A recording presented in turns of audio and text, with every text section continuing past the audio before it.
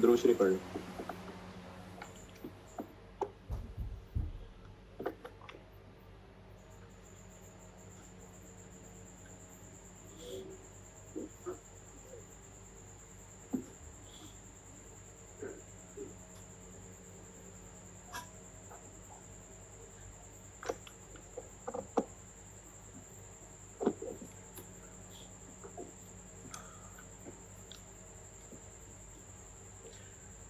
अच्छा, आपको मजीद कुछ नोट्स दिखा रहा हूँ, लेकिन चूंकि ये सारे लॉस से रिलेटेड ही है तो मैं ये एक हेडिंग ही बना लेता हूँ, calculation of losses, in fact normal loss,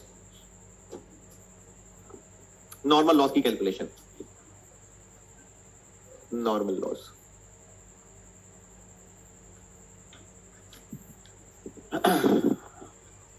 है जी? नहीं, फिर तो फायदा नहीं जिंदगी का। पिछला लेक्चर नहीं लिया हुआ? किस किसने पिछला लेक्चर नहीं लिया हुआ? अच्छा, इसमें तो आप जवाब देते हुए शर्मिंदगी महसूस करेंगे। किस किसने पिछला लेक्चर लिया हुआ है? ठीक, फिर तो यार समझ ही कुछ नहीं आएगा। थोड़ा सा नहीं ना, पूरा लेक्चर है, थोड़ा सा क्या बता दूं। अच्छा, एक होता है क्वांटिटी स्केड्यूल और एबनॉर्मल लॉस और एबनॉर्मल गेन के ऊपर स्टेज ऑफ कंप्लीशन लगानी होती है। ये थोड़ा सा तो इतना ही। अरे पूरा लेक्चर है ना भाई, पूरा लेक्चर है। नॉर्मल लॉस की कैलकुलेशन। कल जो आखिरी सवाल किया था उसमें नॉर्मल लॉस कैसे कैलकुलेट किया था? कल जो आखिरी सवाल था, आउटपुट के ऊपर परसेंटेज लगाई थी। तो क्या इसका यह मतलब था कि जितने यूनिट्स बने वो बनते बनते जाया हो गए, उनमें से कुछ मजीद जाया हो गए? नहीं, परसेंटेज किसी के साथ भी लिंक की जा सकती है। मैंने कल भी मिसाल दी थी कि अगर यह कहा जा रहा है कि जितने स्टूडेंट्स पास हुए हैं उनके 20% के बराबर फेल भी हुए हैं, तो जो पास हुए हैं उनमें से 20% फेल हो गए। नहीं, सिर्फ परसेंटेज लिंक है। जैसे जैसे अगर यह कहा जा रहा है कि जंगल में जितने बंदर हैं उनके 30% के बराबर तादाद स्टूडेंट्स ये कर रहे होते हैं, तो इसका मतलब है कि वो बंदरों में से 30% ये कर रहे होते हैं। बस परसेंटेज लिंक किया हुआ है। अगर ये कहा जा रहा है कि शहर में जितनी गाड़ियां हैं उनके 10% के बराबर कॉलेज में चेयर्स हैं, तो उन गाड़ियों में से 10 चेयर्स हैं, तो परसेंटेज किसी चीज के साथ भी लिंक की जा सकती है। तो ये जो मैंने कल सवाल के अंदर नॉर्मल लॉस 10% नहीं 5% ऑफ आउटपुट कहा था, इसका यह मतलब नहीं था कि आउटपुट जो दिए थे कितने 21,500 उनमें से 1000 और खराब हुए थे, यह मतलब नहीं था। तो नॉर्मल लॉस एक परसेंटेज है। अब इसमें कुछ 3-4 बातें लिखवाता हूं। नंबर 1 बात देखिए,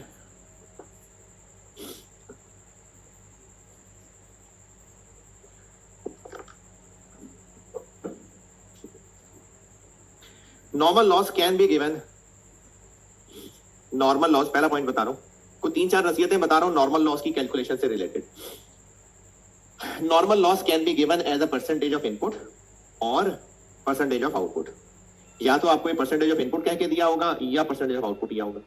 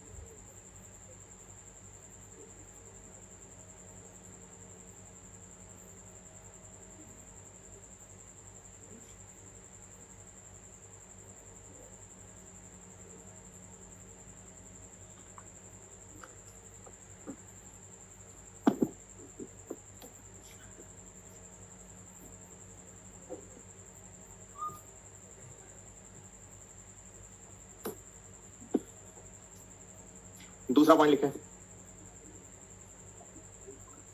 अच्छा, ये मैं आपको उर्दू में बता देता हूँ, वो आप खुद ही अपनी उर्दू, पंजाबी, इंग्लिश जैसे मर्जी लिखना चाहें। जो पॉइंट जरा थोड़े से ज्यादा टेक्निकल होते हैं ना, मेरी इसमें ख्वाहिश होती है कि आप उसको अपने हिसाब से लिखें जो आपको कल को पढ़ के समझ आए।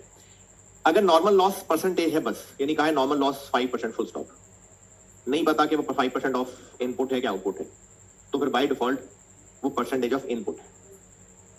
नॉर्मल लॉस अगर परसेंटेज में दिया है लेकिन नहीं कहा कि इनपुट या आउटपुट किसकी परसेंटेज, तो बाय डिफॉल्ट वो परसेंटेज ऑफ इनपुट है।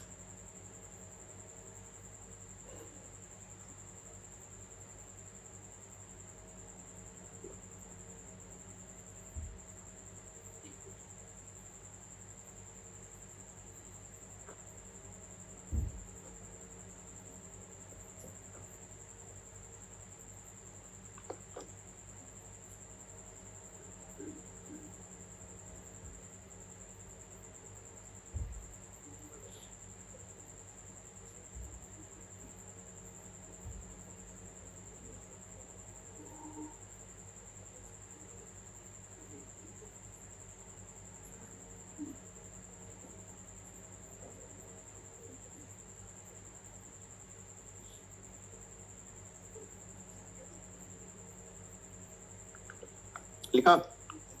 चलिए तीसरी बात,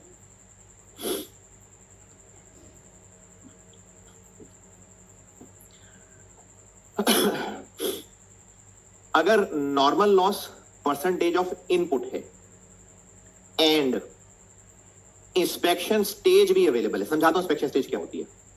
तीसरी बात दोबारा, अगर normal loss percentage of input है एंड इंस्पेक्शन स्टेज भी दी हुई है, तो फिर नॉर्मल लॉस परसेंटेज लगेगी इंस्पेक्टेड यूनिट्स में। ये मैं बताता हूं क्या होता है इंस्पेक्टेड यूनिट्स। तीसरा पॉइंट दोबारा, अगर normal loss percentage of input है एंड इंस्पेक्शन स्टेज भी गिवन है, इंस्पेक्शन स्टेज,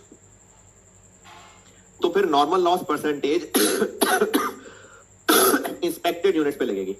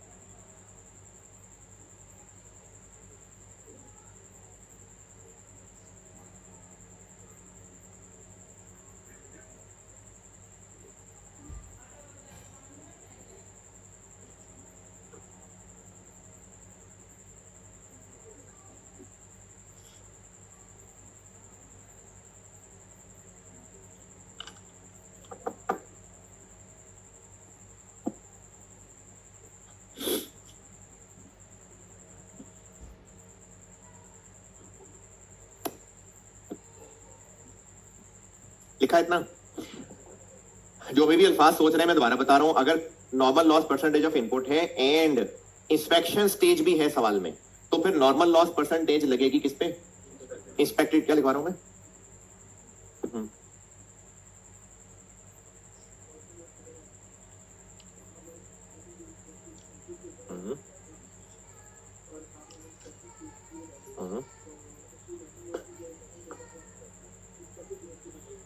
सही बता, पक्की बात, ठीक।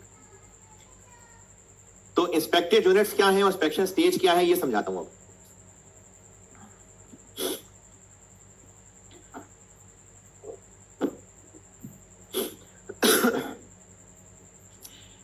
अभी तक जितने सवाल किए जिसमें अगर एक महीने का आपको डाटा दिया हुआ है कि इनपुट इतना है, तो वो सारे के सारे यूनिट्स महीने के शुरू में मशीन के अंदर डले, पूरा महीना मशीन में चलते रहे, जलते रहे, सड़ते रहे, फिर महीने के बाद बाहर निकल गए, फिर इसमें तौफीक नहीं है।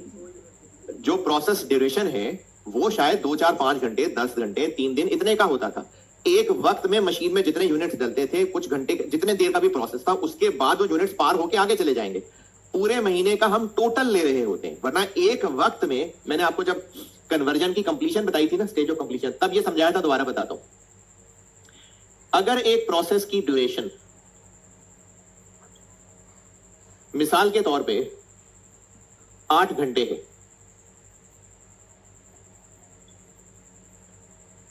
तो पूरे साल में जितने भी यूनिट्स सवाल में इनपुट कह के दिए होते हैं पूरे महीने में, वो सारे एक साथ मशीन में डल के पूरा महीना मशीन में नहीं पड़े रहे। कुछ यूनिट्स डले, चलो 200 यूनिट्स डले, 8 घंटे बाद मशीन से निकाल के आगे चले गए, फिर अगला बैच 200 यूनिट्स डले, फिर 8 घंटे बाद निकाले मशीन से चले गए। तो इसको मैं प्रोसेस ड्यूरेशन कह रहा हूं। क्लोजिंग वर्क इन प्रोसेस का कॉन्सेप्ट इसी से बताया था कि अगर कोई महीने के एंड पे 300 units closing work in process है, तो इनका क्या कॉन्सेप्ट है, ये अभी कुछ घंटे पहले मशीन में डले थे और 8 घंटे चूंकि गुजरे नहीं है तो इनको मशीन से निकाला नहीं है, तो एक क्लोजिंग वर्क इन प्रोसेस है। और अजम्पशन क्या थी कि conversion evenly through out the process है और मटेरियल बिल्कुल शुरू के अंदर ही वो पूरा उंडेल देंगे मशीन। इसलिए बाय डिफॉल्ट, ये कल लिखाई थी बात, क्लोजिंग वर्क इन प्रोसेस की stage of completion with respect to conversion होती है। अब मैं आपको इंस्पेक्शन स्टेज समझाता हूं।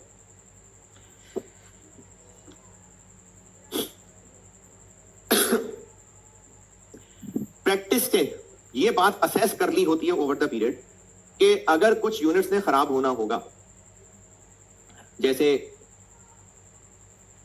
दूध खराब है, उबालने रख दिया, तो आधे घंटे बाद ही जाके पता चलेगा कि दूध खराब है खराब है, तो कुछ देर के बाद ही वो दूध फट जाएगा। ठीक है, आपने नहीं कभी ये काम किया, मिसालें दे रहा हूं। अच्छा, इसी तरह से अगर जिंदगी में कभी अंडे उबालने रखे हो, हॉस्टल वाले बच्चों को थोड़ा बहुत तो पकाना आता ही होगा। अच्छा, अब वो अंडे उबालने रखे, तो अगर उनमें से कोई क्रैक है तो वो कुछ ही देर के अंदर अंदर वो क्रैक पता चल जाएगा। तो प्रैक्टिस के साथ, एक्सपीरियंस के साथ बिजनेस को ये आइडिया हो गया होगा कि जितने यूनिट्स मशीन में डालते हैं उनमें से अगर कुछ खराब होने होंगे तो वो कुछ देर में पता चल जाएंगे। तो मशीन में डालने के बाद उस कुछ देर के बाद ढक्कन उठा के चेक करते होंगे। उस ढक्कन उठा के चेक करने को इंस्पेक्शन स्टेज कहेंगे।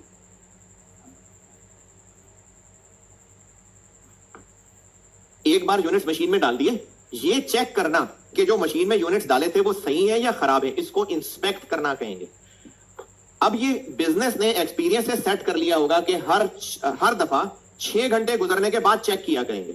तो अगर ये जो मैंने मिसाल दी है 6 घंटे के बाद, तो इसको ये कहा जाएगा कि इंस्पेक्शन स्टेज इज 75%। ये क्या बोल दिया 75%? कि अगर मैनेजमेंट ने ये पॉलिसी बना ली है कि पूरा प्रोसेस ड्यूरेशन 75% तक कंप्लीट हुआ होगा तो हम ढक्कन खोल के चेक कर लेंगे, तो इसको कहेंगे इंस्पेक्शन स्टेज 75% है। ये मैं कोई क्लोजिंग वर्क इन प्रोसेस बोल रहा हूं नहीं, बात हो रही है कंपनी ने पॉलिसी बना ली कि जब भी मशीन में यूनिट्स बनेंगे, जब भी मशीन में डलेंगे और अगर वो प्रोसेस ड्यूरेशन 8 घंटे है, इंस्पेक्शन स्टेज 75% मींस कि जब 75% टाइम गुजरता होगा तो हम ढक्कन खोल के चेक कर लेते होंगे सिचुएशन। इसी मिसाल में अगर कंपनी ने ये पॉलिसी रखी हुई है कि अगर खराब होने होंगे तो वो मटेरियल डालते ही वो चूस करके इधर उधर उड़ जाएगा, तो फिर उसी वक्त शुरू में ही चेक कर लेंगे, तो इंस्पेक्शन स्टेज 0%। अगर कंपनी ने पॉलिसी रखी है कि हम मशीन का ढक्कन दरमियान में नहीं खोल सकते, नहीं पता चलेगा कितने खराब हैं कितने नहीं, तो इंस्पेक्शन स्टेज 100%। अगर कंपनी ने तय किया हुआ है इस मिसाल में कि 2 घंटे गुजरेंगे तो हम ढक्कन खोल के चेक कर लेंगे, तो इंस्पेक्शन स्टेज 25% है। ये मतलब है इंस्पेक्शन स्टेज का। तो महीने में, पूरे महीने में इंस्पेक्शन एक दफा होती होगी नहीं, जितनी दफा प्रोसेस रन होगा हर दफा इंस्पेक्शन होगी। यानी जब भी मशीन में यूनिट्स डाले जाएंगे उस बैच की इंस्पेक्शन होगी। तो ये महीने में एक दफा नहीं होनी है इंस्पेक्शन, ये इंस्पेक्शन स्टेज का कॉन्सेप्ट है। अगर आप ये थोड़ी सी कहानी अपने आप को बता लेते तो अच्छी बात है कि इंस्पेक्शन स्टेज क्या होती है। जो भी मैंने यहां कहानी सुनाई है थोड़ी सी सुना लेंगे तो फायदा है।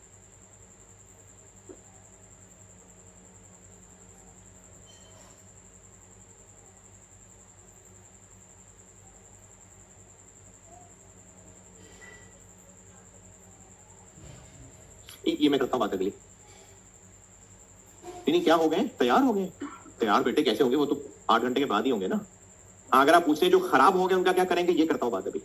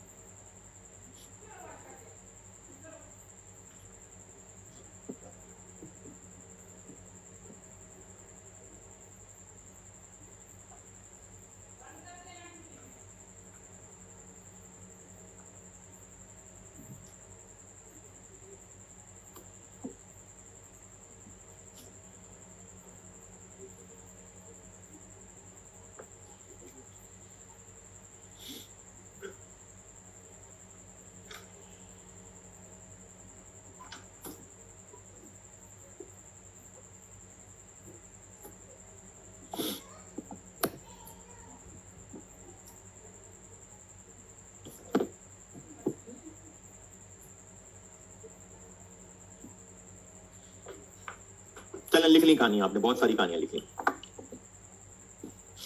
ये जो इंस्पेक्शन स्टेज है ना, ये इंस्पेक्शन स्टेज कह के भी दी हो सकती है और इसकी और शक्लें भी हो सकती है। जैसे मिसाल के तौर पे सवाल में लिखा हो सकता है कि लॉसेस आर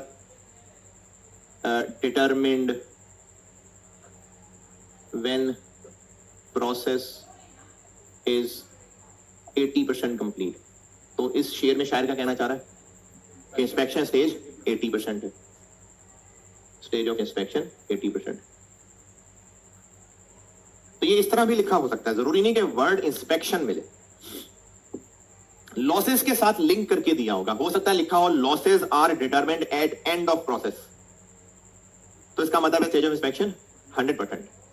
या तो इंस्पेक्शन का वर्ड लिखा हो सकता है या लॉसेस के लिए पॉलिसी बताई हो सकती है कि लॉसेस कब फाइंड किए जाते हैं, तो उसका मतलब ही इंस्पेक्शन ही है।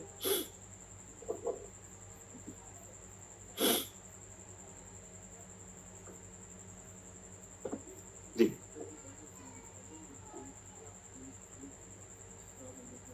अभी करता हूं, अभी तो इंस्पेक्शन स्टेज समझाया ना, इसका यूज बताता हूं। ये मैंने सारी नॉर्मल लॉस कैलकुलेशन की बात की है।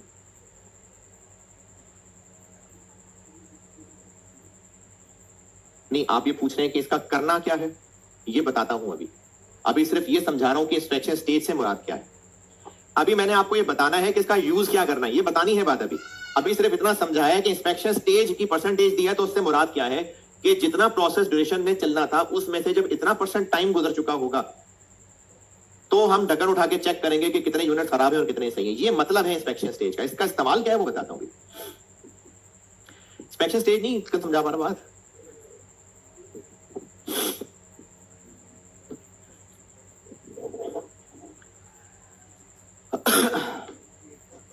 अगर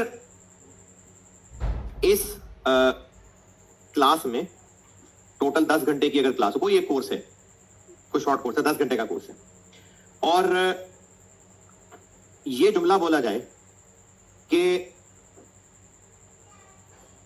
स्टूडेंट्स टेस्ट में, यानी कोई सेशन चल रहा था, कोई शॉर्ट कोर्स था, उनको कोई असाइनमेंट दी गई, तो उस असाइनमेंट में 30% लोग फेल हो गए।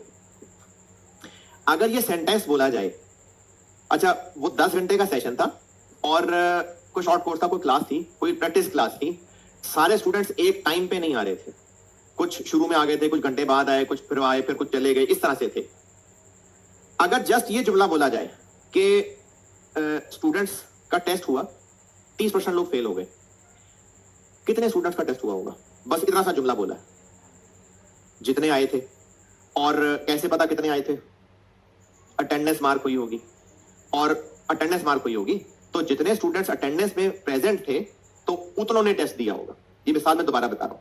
कोई प्रैक्टिस सेशन था 10 घंटे का और उसमें सब लोग एक साथ नहीं आए थे, कुछ लेट भी आए थे, कुछ चले भी गए थे उठ के।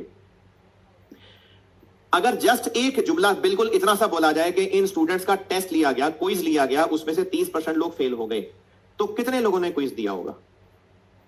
जितने उस दिन मौजूद थे। ठीक है, इतना सा जुमला बोला बस। क्या तक मेरी बात सुन रहे हैं? लेकिन अगर इसको और स्पेसिफिक कर दिया जाए कि वो सेशन था 9 से 5, 11 बजे क्विज लिया गया था, अब इस जुमले को कंप्लीट कर रहे हैं कि और 30% लोग फेल हैं, अब कितने लोगों ने क्विज दिया? 11 बजे चेक करना पड़ेगा जो प्रेजेंट थे, जो उससे पहले आ चुके थे वो प्रेजेंट थे, और जो उसके बाद आए वो क्विज में प्रेजेंट नहीं थे, और जो 11 से पहले उठ के चले गए वो भी निकल गए। तो अगर सिर्फ इतना सेंटेंस बोला जाता कि क्विज लिया, 30% लोग फेल हैं, तो इतने सादे से और इतनी इनकम्प्लीट इंफॉर्मेशन से हम यही असेस कर सकते हैं कि जितने प्रेजेंट थे सबका क्विज हुआ। लेकिन अगर इसको और स्पेसिफाई कर दिया गया कि 11 बजे क्विज हुआ, तो इतने स्पेसिफिक इंफॉर्मेशन के बाद हमें अब अटेंडेंस देखनी पड़ेगी कि 11 बजे कितने लोग मौजूद थे। ये एग्जैक्ट इंफॉर्मेशन आने की वजह से मेहनत करनी पड़ रही है, वरना अगर सिर्फ इतना सा सेंटेंस होता कि जितने लोग क्विज हुआ और 30% फेल, तो कितने लोगों ने क्विज लिया? हम क्या अज्यूम करते? जितने थे सबने दिया। लेकिन टाइम स्पेसिफाई होने के बाद अब चेक करना पड़ेगा कि उस वक्त कितने मौजूद थे। ये बात भी समझ आई? नॉर्मल लॉस की कैलकुलेशन, अगर इंस्पेक्शन स्टेज आ गई, अगर सवाल में इंस्पेक्शन स्टेज आ गई, तो इसका मतलब है बता दिया कि क्विज कितने बजे होता है। अगर इंस्पेक्शन स्टेज आ गई ना, तो इसका मतलब क्लियर पता चल गया कि क्विज कितने बजे होता है। अब हमें चेक करना पड़ेगा कि उस वक्त कितने मौजूद थे। अब हमें उसकी कैलकुलेशन की ज्यादा एग्जैक्ट डिटेल तक जाना पड़ेगा। लेकिन अगर इंस्पेक्शन स्टेज ना होती, पता ही नहीं क्विज कितने बजे होता है, तो बस जितने भी स्टूडेंट्स थे सबके ऊपर वो क्विज वाली बात लग जाएगी। तो अगर इंस्पेक्शन स्टेज नहीं बताई और कहा है नॉर्मल लॉस 10% ऑफ इनपुट है, तो जितना भी उस महीने इनपुट है उस सब पे 10% है। लेकिन अगर इंस्पेक्शन स्टेज बता दी, तो हमें इनपुट में से पहचानना पड़ेगा कि उस टाइम पे कितने यूनिट्स मौजूद थे जिनको क्विज दिया गया। अब यूनिट्स का क्विज नहीं हो रहा है, लेकिन मैं मिसाल से रिलेट करके बोल रहा हूं। दोबारा से सुने, अगर सवाल में सिंपली इतना कहा जाता है कि नॉर्मल लॉस 5% ऑफ इनपुट है, तो वो 5% किस पे लगेगा? जो उस सवाल में आपको इनपुट दिया हुआ है उन सब के ऊपर लग जाएगा। लेकिन अगर इंस्पेक्शन स्टेज बता दी, तो फिर हमें इनपुट में से ढूंढना पड़ेगा कि उस टाइम पे कितने यूनिट्स टेस्ट के लिए मौजूद थे। अब 5% उन पे लगेगा। ये मैंने आपको बात दिखाई थी कि अगर परसेंटेज ऑफ इनपुट कहा है लॉस एंड इंस्पेक्शन स्टेज भी है, तो फिर नॉर्मल लॉस की परसेंटेज किससे मल्टीप्लाई होगी? इंस्पेक्टेड यूनिट्स, यानी वो जो क्विज के टाइम पे मौजूद थे। अब ये कैसे कैलकुलेट करना है, मैं इसका फार्मूला लिखवा जरूर देता हूं, लेकिन हर दफा मैंने यही नोट किया है कि कुछ बच्चों को फार्मूला चलाना आसान लगता है और कुछ बच्चों को कॉन्सेप्ट आसान लगता है। इसलिए मैं दोनों बातें बताऊंगा, कॉन्सेप्ट भी समझा देता हूं और फार्मूला भी बना के दे देता हूं। जी पूछा कुछ? इंस्पेक्टेड यूनिट सिखाने लगा हूं, इनका फार्मूला भी बना देता हूं। जो फार्मूला याद करके चलना चाहे वो फार्मूले से चल लीजिएगा, और जो फार्मूले के बजाय कॉन्सेप्ट से चल लें वो भी समझा देता हूं। जो इनपुट है वो यूनिट्स तो लेने ही लेने। पहले मैं फार्मूला लिख के दे रहा हूं, फिर आपको मैं कॉन्सेप्ट भी समझाता हूं। तो जिनको फार्मूला चलाना हो फार्मूला चला लेना, जिनको कॉन्सेप्ट चलाना हो कॉन्सेप्ट चला लेना। इसमें ऐड कर देंगे ओपनिंग वर्क इन प्रोसेस के यूनिट्स और लेस कर देंगे क्लोजिंग वर्क इन प्रोसेस के यूनिट्स। तो ये होंगे इंस्पेक्टेड यूनिट्स। और नॉर्मल लॉस परसेंटेज किस पे लगेगी? फिर इन पे लगेगी। दोनों लाइनों के लिए, यानी opening work in process add करना है कि नहीं करना, क्लोजिंग लेस करना है कि नहीं करना, दोनों के लिए सेम गाइडेंस है। मैं इन दोनों को ब्रैकेट लगा के वो गाइडेंस लिख देता हूं। ओनली इफ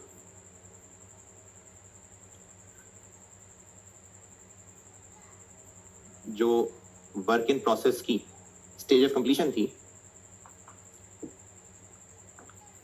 वो कम है, लेस देन लिखा है, less than and equal to नहीं, less than stage of inspection.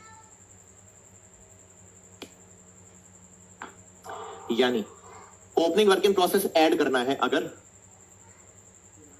उसकी स्टेज ऑफ कंप्लीशन, वो जो ओपनिंग दी होती है वो स्टेज इंस्पेक्शन से कम थी तो ऐड करना है, और अगर कम नहीं थी तो लेस कर देना है, तो फिर कुछ नहीं करना। क्लोजिंग वर्क इन प्रोसेस की जो स्टेज ऑफ कंप्लीशन दी हुई है, अगर वो स्टेज ऑफ इंस्पेक्शन से कम है तो उसके यूनिट्स को लेस करना है, और अगर कम नहीं है तो लेस नहीं करना। ये है फार्मूला। फार्मूले से चल जाएंगे तो फिर सारे सवाल हो जाएंगे। अब मैं आपको ये कॉन्सेप्ट भी समझाता हूं।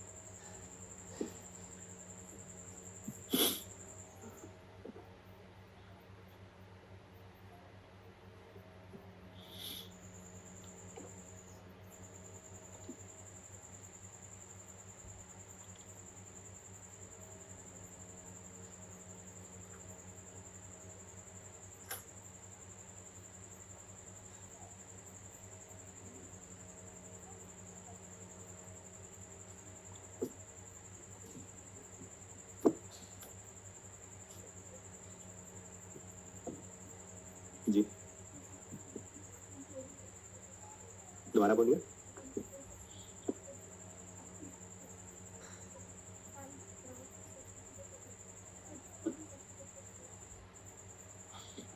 आप ये पूछिए मैंने क्यों किया, तो फिर समझा रहा हूं ना, कॉन्सेप्ट समझा रहा हूं, इसलिए कॉन्सेप्ट भी समझाने लगा कि क्या कर रहा हूं।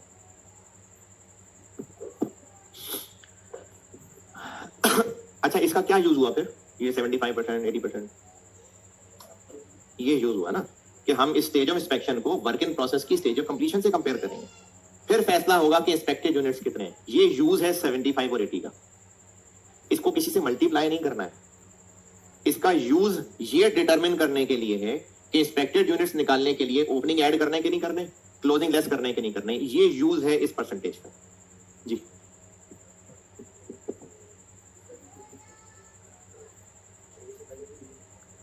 क्यों निकल गए? वो तो मैं स्टूडेंट्स की मिसाल दे रहा था ना। नहीं निकल नहीं सकते ना, निकल बस आए नहीं होंगे, नए आए नहीं होंगे, कुछ इस तरह से। वो तो मैं स्टूडेंट्स की मिसाल चूंकि रिलेट कर रहा था, इसलिए जरूरी नहीं ना कि वो बिल्कुल परफेक्टली बैठेगा। तो वो तो मैंने स्टूडेंट्स की बात की थी, उससे पहले कुछ निकल गए।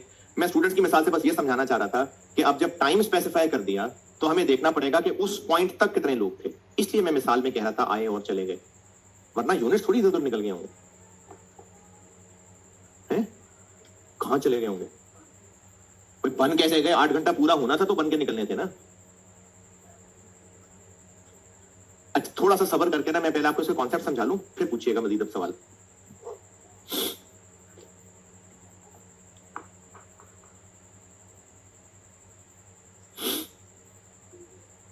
कॉन्सेप्ट समझाता हूं अब मिसालों से, आ जाएगी इंशाल्लाह बात समझ।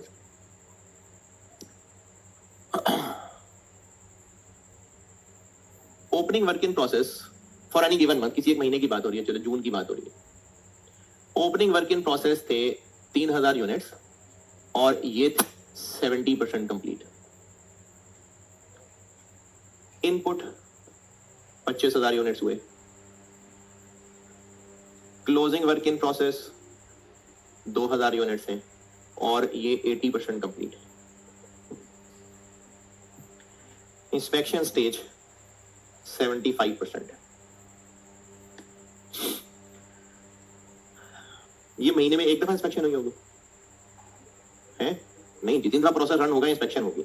सबसे पहला जब महीना शुरू हुआ होगा तो मशीन के अंदर यूनिट्स पड़े हुए थे कितने? ये ओपनिंग वर्क इन प्रोसेस। इन ये जो महीने के शुरू में मशीन के अंदर पड़े हुए थे पिछले महीने तक, तो इन 3000 यूनिट्स वो जो बिल्कुल महीने के शुरू के अंदर मशीन के अंदर पड़े हुए हैं, उनकी इंस्पेक्शन पिछले महीने हो चुकी थी या इस महीने उसकी बारी आई होगी? इस महीने आई होगी। देखें, इस महीने के शुरू के अंदर जो बिल्कुल स्टार्ट पे यूनिट्स मशीन के अंदर पड़े हुए थे, ये पिछले महीने का एंड था। अगर ये 8 घंटे का प्रोसीजर था तो ये मई का महीना, ये जून का महीना, ये क्लोजिंग वर्क इन प्रोसेस, ये opening work in process. Work in process कौन से होते हैं? जो अभी अभी मशीन में डाले थे, मुद्दतों गुजर गई, उनको मशीन से बाहर ही नहीं आ रहे, बस महीना एंड हुआ है, टाइम क्लोज करना था, इसलिए इस पॉइंट ऑफ टाइम पे इनको क्लोजिंग वर्क इन प्रोसेस कहा और अगले ही लम्हे ओपनिंग वर्क इन प्रोसेस। तो जब जून का महीना शुरू हुआ तो इतने यूनिट्स मशीन के अंदर पड़े हुए थे, क्या उनका टेस्ट हो चुका था या भी होना था? होना था। तो इन 3000 यूनिट्स का टेस्ट, इंस्पेक्शन, ढक्कन उठा के चेक करना, मई के महीने में चेक कर लिया गया था या जून में? तो जून में इसको चेक किया गया ना, तो इसलिए ये यहां ऐड होंगे कि जून के महीने में हुए हैं ये इंस्पेक्ट। जून के महीने में जितनी दफा भी इंस्पेक्शन हुई, ये 3000 यूनिट भी जून में इंस्पेक्ट हुए या मई में हो गए थे? जून में हुए। तो इंस्पेक्टेड यूनिट्स के लिए इनको करूंगा मैं ऐड। फिर इस महीने में टोटल मशीन में कितने यूनिट्स डाले गए उन ओपनिंग के अलावा? 25,000।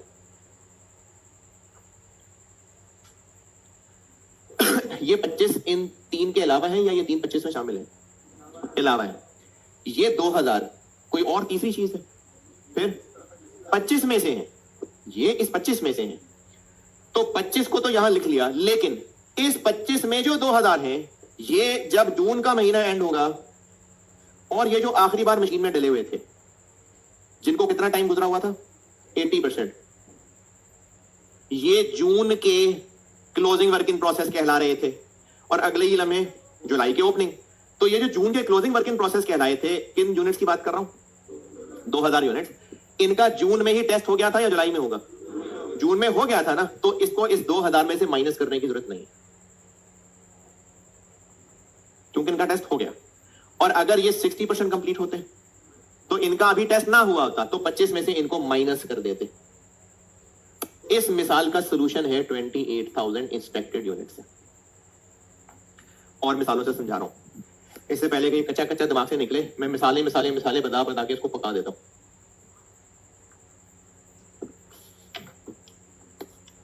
दूसरी मिसाल,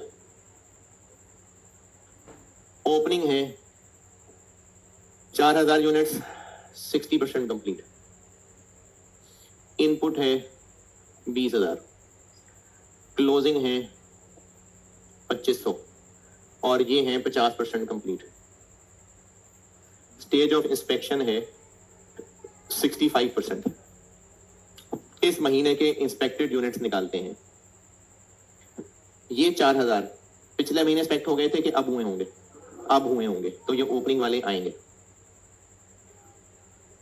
इनपुट 20,000, ये 2500 इसमें शामिल है। ये 2500 इंस्पेक्ट हो गए कि नहीं हुए? अभी नहीं हुए ना, इसलिए 20 में से माइनस कर देते। तो इंस्पेक्टेड यूनिट्स हो गए 21,500।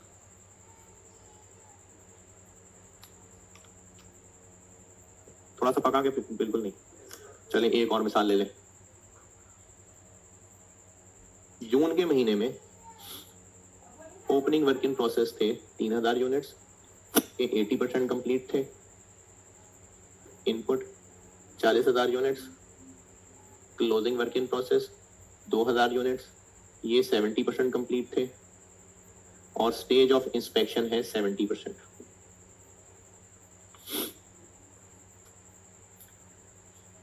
ओपनिंग वाले पिछले महीने इंस्पेक्ट हो गए थे कि अब हुए हैं? पहले हो गए थे, इनको नहीं लिखेंगे हम। और इनपुट तो लिखना ही लिखना है, ये तो मशीन में आए ही आए हैं। अब रही बात कि ये इंस्पेक्ट हो गए कि नहीं हुए। हो गए तो ठीक है, नहीं हुए तो माइनस। तो हो गए इंस्पेक्ट के नहीं? हो गए। इस 70% पे पहुंचते हैं तो टेस्ट हो जाता है, तो पहुंच गए ना, तो हो गया टेस्ट। 70 पे 50 नंबर लिए, पास होंगे कि नहीं होंगे? हो गए ना, 50 से पहुंचे, पास हो गए। तो 70% तक पहुंचे, हो गया टेस्ट। टेस्ट हो गया, 70% तक पहुंचे, तो इसलिए इनका टेस्ट हो गया है, तो इनको 40 में से माइनस हो गया टेस्ट इनका, तो नहीं करेंगे माइनस। टेस्ट ना हुआ होता तो माइनस कर दे। फिर से सुने, इनपुट तो लिखना ही लिखना है। ओपनिंग वाले अगर पिछले महीने में टेस्ट हुए थे तो ना लिखें, इस महीने में हुए तो लिखें। क्लोजिंग इनमें से माइनस करने थे, अगर इंस्पेक्ट हो गया तो माइनस ना करें, और इंस्पेक्ट नहीं हुए तो माइनस कर दें। तो इनपुट लिखना ही लिखना है। ओपनिंग वाले अगर इस महीने में इंस्पेक्ट हुए हैं तो ऐड करें, पिछले महीने में हो गए थे तो ना लिखें। क्लोजिंग वाले इंस्पेक्ट हो गए हैं तो ठीक है, नहीं हुए तो माइनस कर दें। ये कॉन्सेप्ट है, इनपुट लिखना ही लिखना है। हम असल में जानना क्या चाह रहे हैं, 11 बजे कितने स्टूडेंट्स मौजूद थे, हम जानना ये चाह रहे हैं कि इंस्पेक्शन स्टेज से इस महीने में कितने यूनिट्स गुजरे होंगे, कितने यूनिट्स इंस्पेक्शन के टाइम पे मौजूद होते होंगे। तो जो ओपनिंग वर्क इन प्रोसेस थे, अगर ये पिछले महीने ही इंस्पेक्ट हो गए थे तो फिर इस महीने तो नहीं हुए ना इंस्पेक्ट, तो इंस्पेक्टेड यूनिट्स में नहीं आएंगे। इनपुट तो लेने ही लेने, क्योंकि इंस्पेक्टेड यूनिट्स हैं जो मशीन के अंदर आ रहे हैं, उनकी इंस्पेक्शन हो रही है, तो इनपुट लेना ही लेना है। ओपनिंग को तब ऐड करना है अगर इस महीने इंस्पेक्ट हुए, और क्लोजिंग अगर इंस्पेक्ट हो गए तो ठीक है, और अगर इंस्पेक्ट नहीं हुए तो माइनस कर देंगे। अब आप उसको इस फार्मूले यानी इससे रट्टा लगा के सॉल्व करना चाहें ऐसे कर लें, जो मिसालों से कॉन्सेप्ट समझाया है वैसे कर लें। और ये सारी कहानी तब रेलिवेंट है अगर normal loss percentage of input है एंड इंस्पेक्शन स्टेज भी सवाल में है।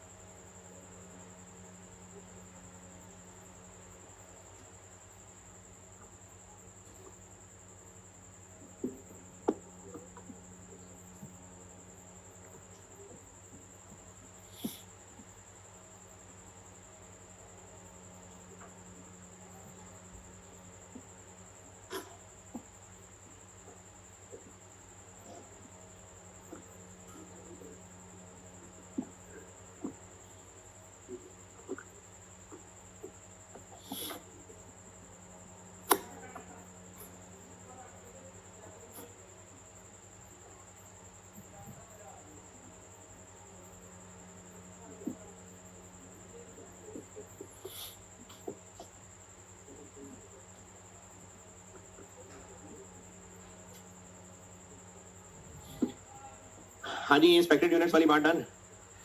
अच्छा, कितने पॉइंट्स लिखे थे? 3, चौथा लिखे।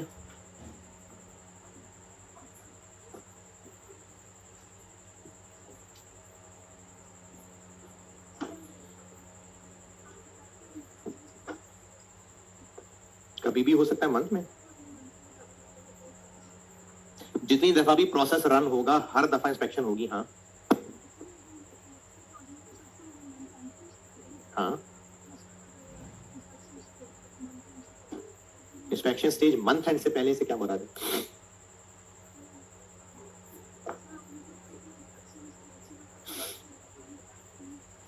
जी जी, हम्म,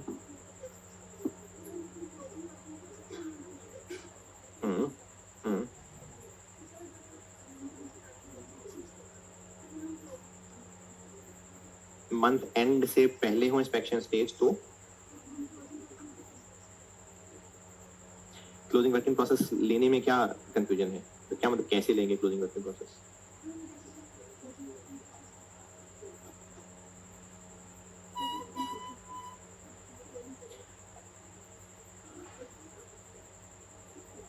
अच्छा, ये एक सवाल है, मुझे लग रहा है शायद ना बाकियों को भी हो कंफ्यूजन। एक कोशिश करता हूं, देखिए शायद आपको अगर ये कंफ्यूजन नहीं थी तो चलो अच्छी बात है, अगर और भी किसी को थी तो कोशिश करता हूं दूर करने की।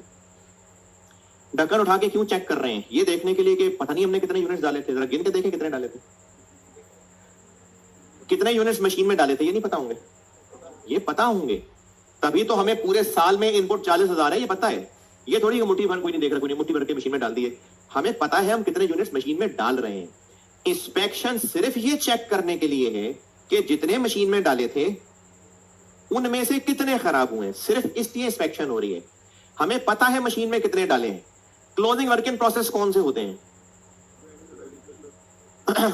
जी देखें, फैक्ट्री में काम हो रहा है, उन वर्कर्स को तो शायद घड़ी का टाइम कभी नहीं पता होगा। उन वर्कर्स ने अपनी जिम्मेदारी पूरी करनी है, उन्होंने मशीन का कोई टाइमर सेट करना होगा, उसके हिसाब से उसमें यूनिट्स डाल के मशीन का ढक्कन बंद करना होगा, फिर वहां जो भी प्रोसीजर चलाना है उनके पास, मशीन के पास रहना होगा। वो घड़ी का टाइम देके या तारीख देके काम नहीं कर रहे। अगर 24 घंटे फैक्ट्री चल रही है, 24 घंटे, कई फैक्ट्रीज हैं जो 24 घंटे चलती है, अगर 24 घंटे चल रही है तो क्लोजिंग वर्क इन प्रोसेस क्या होगा? उस महीने की आखिरी तारीख रात 12 बजे जब वो महीना क्लोज हो रहा था, देखें अकाउंटेंट ने तो महीनों महीनों के हिसाब से चलना होता है ना। अकाउंटेंट बीच में आ गया, उसने कहा जी मैंने तो बैलेंस शीट बनानी है तो महीने के आखिरी दिन रात 12 बजे क्लोजिंग वर्क इन प्रोसेस क्या चीज है? जो उस वक्त मशीन के अंदर पड़े हुए हैं, हमें नहीं पता कितने पड़े हुए हैं, वो इंस्पेक्ट करके पता चलेगा। क्या हमें इंस्पेक्ट करके पता चलेगा कि मशीन के अंदर कितने हैं? हमें इंस्पेक्शन करके पता चलता है कितने यूनिट्स मशीन में डाले थे? नहीं, इंस्पेक्शन सिर्फ ये जानने के लिए ढक्कन खोल के देखना है कि इनमें से खराब कितने हुए हैं। इंस्पेक्शन स्टेज का ताल्लुक सिर्फ खराब यूनिट्स पहचानने से। Losses are determined when process इतने % कंप्लीट। इंस्पेक्शन स्टेज ये जानने के लिए नहीं है कि क्लोजिंग वर्क इन प्रोसेस कितने हैं। ये ढक्कन उठाए बगैर भी पता चल रहा है। क्यों पता चल रहा है? क्योंकि हमने जितने डाले थे उसका हिसाब किताब पता होगा, वर्कर्स को पता है इस बैच में कितने यूनिट्स डाले हैं। कंपनी की कोई पॉलिसी भी हो सकती है कि हर दफा एक मशीन में एक वक्त में इतने यूनिट्स डलने हैं। तो इंस्पेक्शन स्टेज इसलिए है ताकि पता चले कि क्लोजिंग वर्क इन प्रोसेस कितना है। नहीं ना, ऐसा नहीं है। इंस्पेक्शन स्टेज किस लिए है? लॉसेस चेक करने के लिए। Inspection stage closing work in process जानने के लिए नहीं है। ठीक है। दूसरी कंफ्यूजन, ये जो इंस्पेक्शन स्टेज है ना, इसका ताल्लुक तारीख उस दिन के कितने बजे इससे नहीं है, इससे नहीं। अगर एक रेस्टोरेंट है जहां पर 24 घंटे कस्टमर आते रहते हैं, होते हैं कई हाईवे के ऊपर के रेस्टोरेंट्स होते हैं, 24 घंटे वहां खाना पकता रहता है। अब जो पकाने वाला है वो अगर कढ़ाई गोश्त बनाने में उसने 1 घंटा लगाना है और वो आदतन मसाला चेक करने के लिए चखेगा, तो आल्दो के वो ये वाली इंस्पेक्शन नहीं है, लेकिन चखना, मैं इसको इंस्पेक्शन कह देता हूं, वो तारीख और घड़ी का टाइम देख के चखेगा। ये हमने जो चखना है ना मसाला, ये हर महीने 17 तारीख को शाम मगरिब के बाद होता है। बाकी भाई भी आए सारे, और हाँ जी, ये जो कुक पकाने वाला है उसने उस कढ़ाई के अंदर गोश्त डाल के जब पका, वो सारा प्रोसीजर जब उसने शुरू किया था उसका टाइमर जरूर होगा, उसका टाइमर होगा, उसको पता है 1 घंटे का मैंने टाइम देके उसको कढ़ाई से उतार लेना है। अब वो उस 1 घंटे में से लेट से 15 मिनट के बाद मसाला चखता होगा शायद, या हो सकता है आधे घंटे बाद चखता हो। तो इसका ताल्लुक महीने की तारीख और कितने बजे है, PM है कि AM है, इससे है जी? नहीं है ना। तो आप लोग ये ना याद रखिए कि इंस्पेक्शन महीने में कब होती है। नहीं, महीने में नहीं होती है इंस्पेक्शन। जितनी दफा भी मशीन में प्रोसेस रन होगा, हर दफा एक बार कम से कम आपके लेवल पे, नहीं आपके लेवल पे एक ही बात, एक से ज्यादा दफा नहीं, आपके लेवल पे एक दफा इंस्पेक्शन होगी। महीने में किस दिन? महीने के दिनों से नहीं लिंक रखना आपने इसका। जब भी यूनिट्स मशीन के अंदर डलेंगे, देखें एक डिपार्टमेंट था जहां पर बोटियों ने फ्राई होना था या उन पे मसाला लगना था, अगली मशीन में उन मसाले लगी बोटियों के ऊपर बेसन लगना था, अगले में जाके उन्होंने फ्राई होना था, उससे अगले में जाके उन्होंने पैकेट्स में बंद होना था, वो नगेट्स बेचता होगा बिजनेस। तो हर प्रोसेस की मशीन फर्क होगी ना, हर प्रोसेस की मशीन का टाइम फर्क होगा। तो इंस्पेक्शन महीने के किसी खास दिन, हर दूसरे जुमेरात को है। इंस्पेक्शन का ताल्लुक महीने की या किसी डेट से नहीं है, जितनी देर वो मशीन चलनी है उस ड्यूरेशन से इंस्पेक्शन का ताल्लुक है।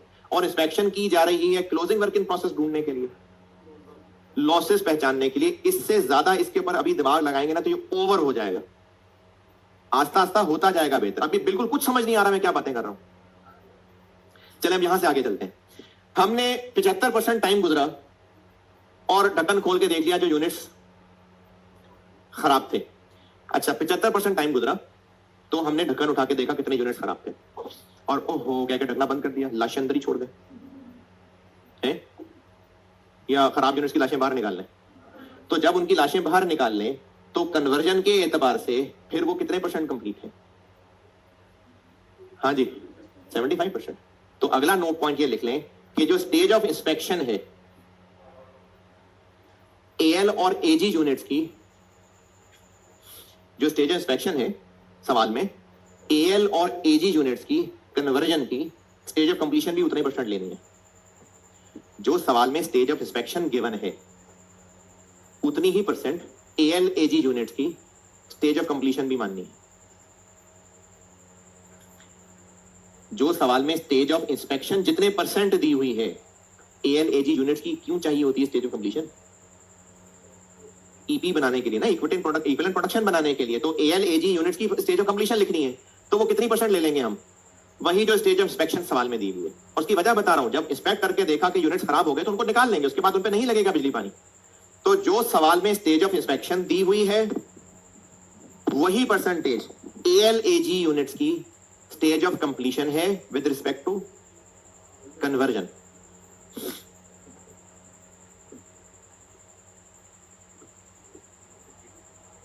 नॉर्मल गेन कैसे हो सकता है? अरे इतने दिन से आ तो रहे नॉर्मल गेन।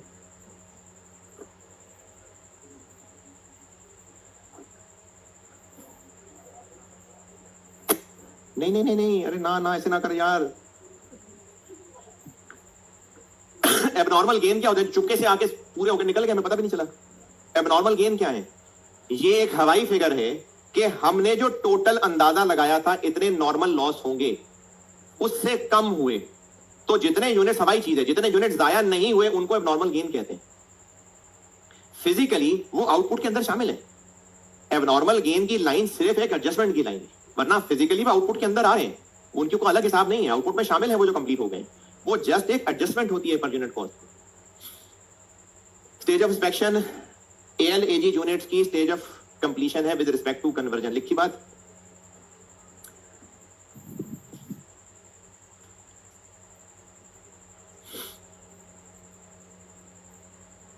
ठीक है, सवाल लिखें, सवाल लिखें।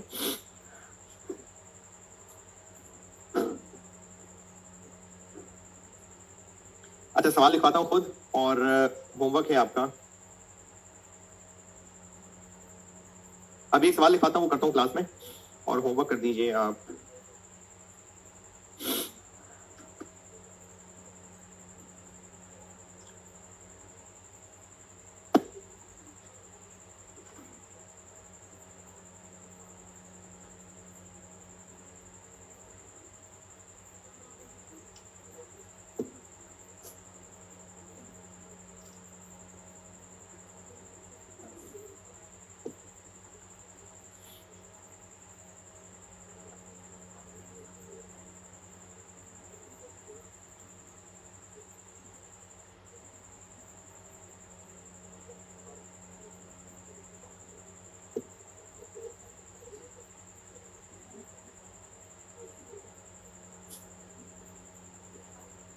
अच्छा आपको ना अभी चीखना चलाना शुरू कर देना।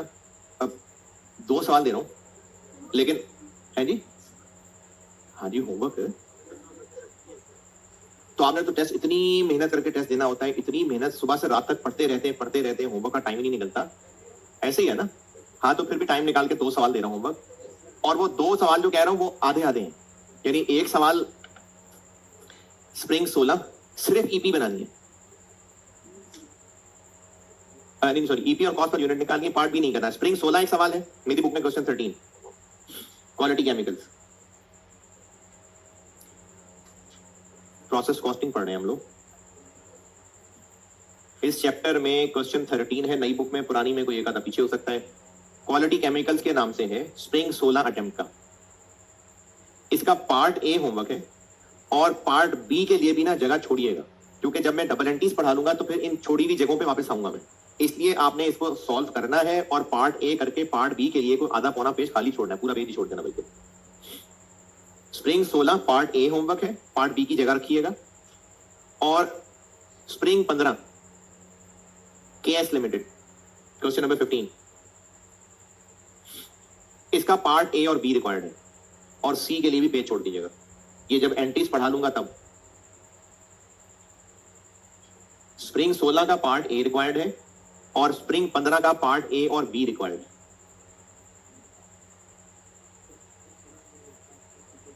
ये तो आपने सोचना है अंग्रेजी, आउटपुट है भाई, एक प्रोसेस से अगले प्रोसेस में जा रहा है तो आउटपुट है ना, जिस प्रोसेस का हम सवाल कर रहे हैं उसका वो आउटपुट है। स्प्रिंग 16 स्प्रिंग 15 करके आना भाई। देखो बेटे, प्रोसेस कॉस्टिंग में ना बहुत सारी मेहनत है, और आपका मेक और ब्रेक ये चैप्टर ही है। जो इससे पहले हो गया सो हो गया, अगर आप बिल्कुल गुमराह थे अभी भी इंसान बन जाए, कॉस्ट बिल्कुल डूएबल।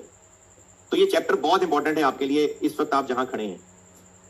स्प्रिंग 15 और स्प्रिंग 16, स्प्रिंग 16 का पार्ट ए और स्प्रिंग 15 का पार्ट ए और बी, ये करके आइएगा। चलें अभी सवाल लिखें।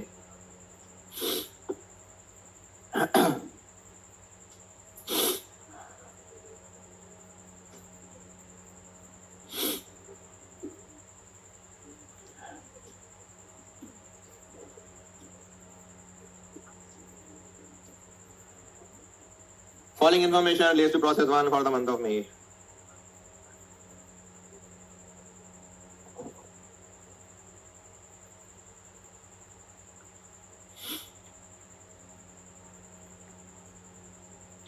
Following information relates to process 1 for the month of May. अच्छा, आज तक सवालों में मैं आपको बस यूनिट्स बोलता आ रहा था, ये जनरल वर्ड है, केजी लीटर कुछ भी हो सकता है, तो इस सवाल में मैं केजी कर लेता हूं। Opening work in process, opening work in process 2500 kg, 2500 kg।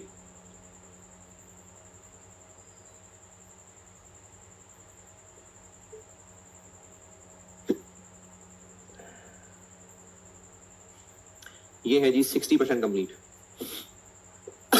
60% complete.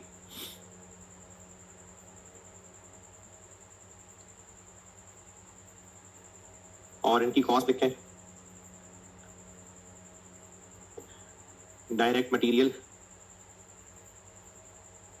Direct material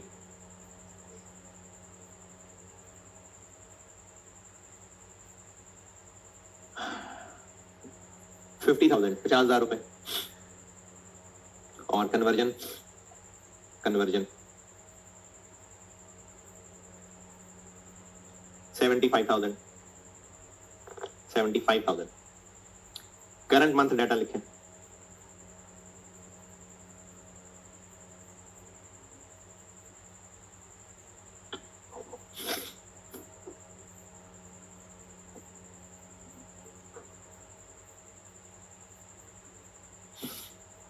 direct material cost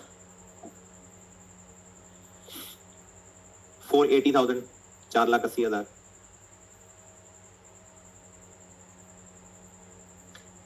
और इसके साथ ब्रैकेट में लिखिए 22,000 kg, 22,000 kg।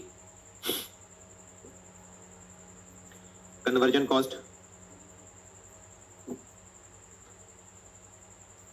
8,08,000।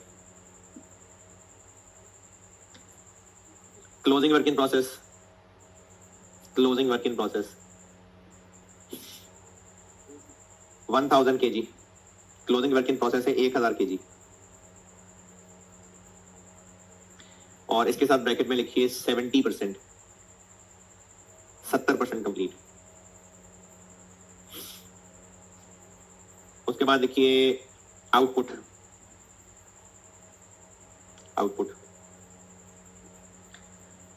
22,725 22,725 kg. Inspection stage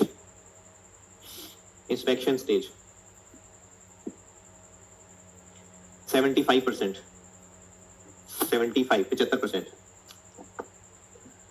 normal loss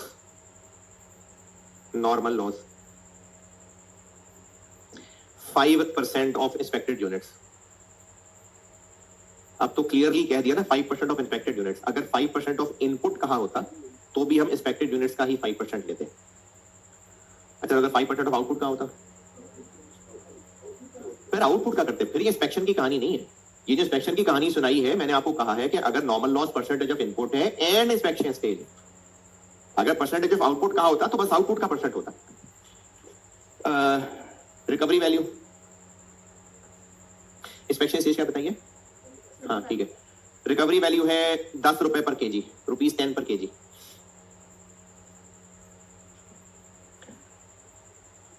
कल आखिरी सवाल में क्या किया था? 5 को एफ को, एफ को ना 5 मेथड है. बस अल्टरनेटिव करते रहा करेंगे. 5 मेथड है और स्टेटमेंट ऑफ एवेल्युएशन रिक्वायर्ड है मुझसे. क्वांटिटी स्केड्यूल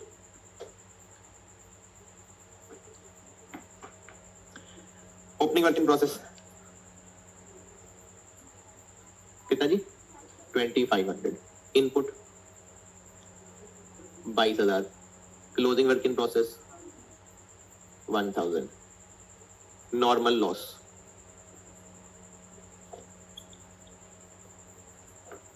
इंस्पेक्टेड यूनिट्स के लिए इनपुट तो लेना ही लेना. कितना? 22,000. ओपनिंग को साथ शामिल करना है कि नहीं? क्यों? क्योंकि वो पिछले महीने इंस्पेक्ट नहीं हुए थे. पिछले महीने वो सिर्फ 60% तक पहुंचे थे, तो इसलिए इस महीने हुए होंगे, वो ऐड हो जाएंगे. क्लोजिंग इंस्पेक्ट हो गए? नहीं, वो इंस्पेक्शन तक नहीं पहुंचे, इसलिए उनको निकाल देते. तो इंस्पेक्टेड यूनिट्स हो गए. ये जगह कम हो गई मेरे पास जी. 23,500. तो नॉर्मल लॉस हो गया 11. ये इसके नीचे लिखा मैंने. तो नॉर्मल लॉस हो गया 1175. और एक लाइन छोड़ के आउटपुट पता है, ये इसका 5% लिया है. 22,725. अब इसको बैलेंस करें तो या तो नॉर्मल गेन होगा या नॉर्मल लॉस होगा. अब नॉर्मल गेन आ रहा है 500.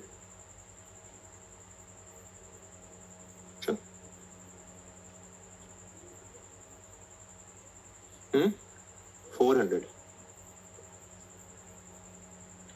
और बैलेंसिंग फिगर निकाला करें ना तो सीधा चल के क्रॉस चेक जरूर किया करें. This plus this minus this minus this plus this, ये बन रहा है तो ठीक बैलेंसिंग फिगर निकालिए.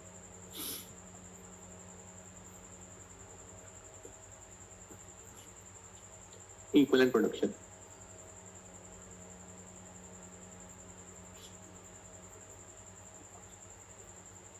केजीज लिख लें, यूनिट्स लिख लें, कोई मसला नहीं है. स्टेज ऑफ कंप्लीशन और इक्विवेलेंट केजीज, मटेरियल और कन्वर्जन.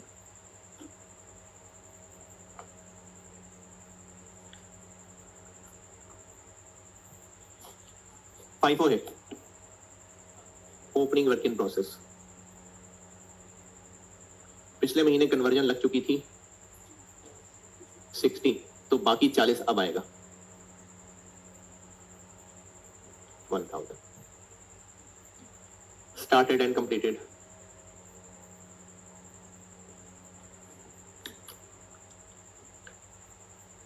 जी. 22,725 में से ये निकाल लें 20,225. ये हर लिहाज से पूरे हैं.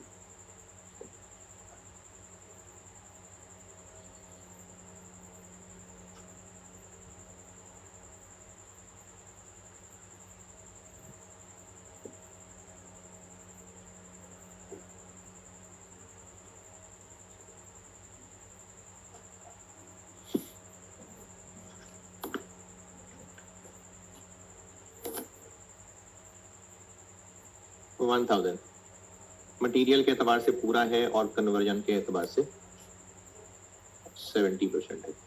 1700 एबनॉर्मल गेन 400 मटेरियल के एतबार से पूरा है और कन्वर्जन के एतबार से 75%। जो स्टेज ऑफ इंस्पेक्शन है वही एल और एजी के लिए स्टेज ऑफ कंप्लीशन इस्तेमाल होती है। 400 गेन है minus 300 minus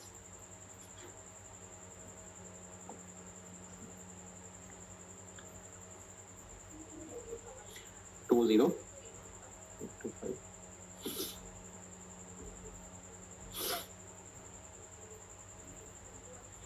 21625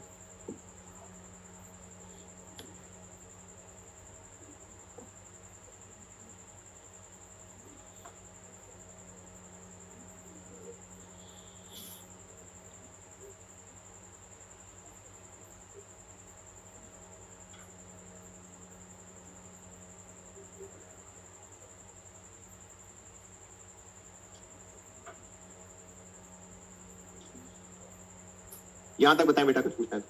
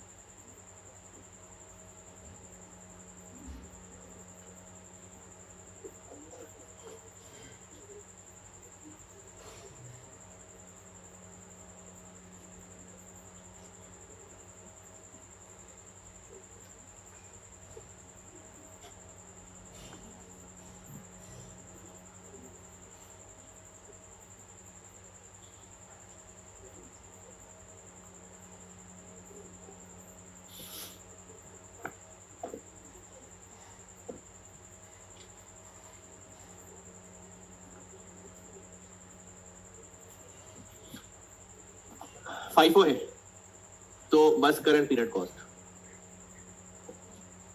material 480 conversion 800,000 normal loss की रिकवरी वैल्यू नॉर्मल लॉस है 1175 इंटू 10 रुपए। हाँ जी 1170 468250 और 8 लाख।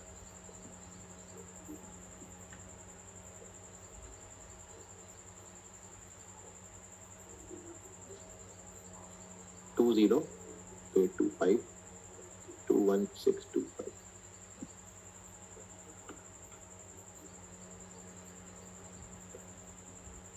जी 22.48 30 बस। अच्छा ठीक है। Statement of evaluation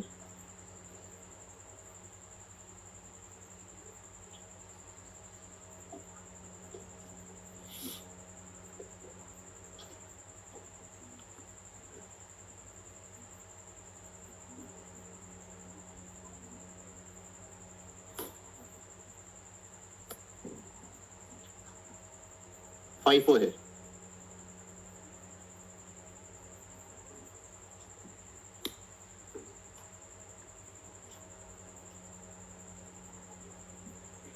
opening work in process BD 50 plus 75,000 125,000। फिर इस महीने इस पे काम हुआ कन्वर्जन पे 1000 इंटू 37,000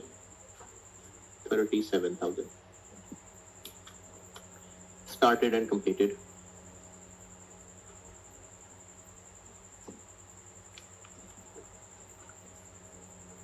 बीस 225 इंटू 22.48 प्लस 37 120,298,3। ये हो गया कॉस्ट ऑफ कंप्लीटेड यूनिट्स।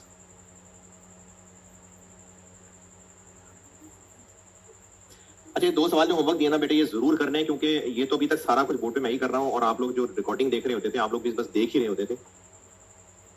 मैंने कल से फिर प्रोसेस 2 शुरू करना है, इसलिए आपने ये होमवर्क जरूर किया हो, जरूर जी। 1364983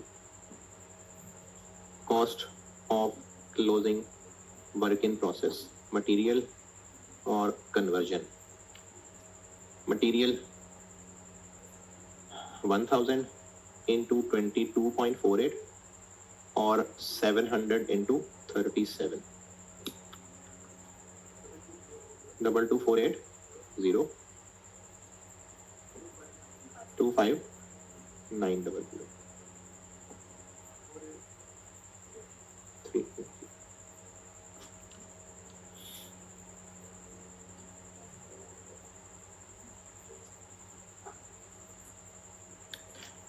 मटेरियल में 400 इंटू 2248 और 300 इंटू 37 8992।